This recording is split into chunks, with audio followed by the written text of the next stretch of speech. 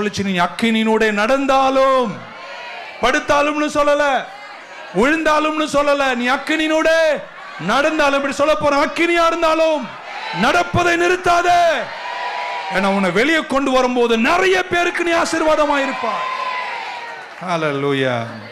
கர்த்தர் உன்னை ஆசீர்வதிப்பார்.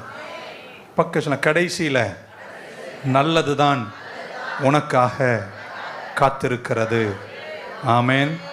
நெருப்பு இல்லாம, ப்ராசஸ் இல்லாம நீங்க யாரும் உயர்ந்து நிற்க முடியாது. இன்னொன்று கடைசி வார்த்தை இப்படி சொல்லுறேன், நம்ம வாழ்க்கையில் ஒரு நல்ல சுபாவத்தை வளர்த்துக்கணும். ஒரு மனிதன் கஷ்டப்பட்டு உயர்ந்துட்டானா, அவன் உயரும் போது அவனை இகழ்கிறவர்கள் நிறைய பேர் இருப்பார்கள். நீங்கள் அப்படி பண்ணாதீங்க. ஏன்னா அந்த உயரம் வருவதற்கு அவர் பட்டப்பாடு அவருக்கு தான் தெரியும். உயர்ந்து நிற்கிற நிறைய பேர், நான் சொல்ல நல்லா உயர்ந்தவங்க,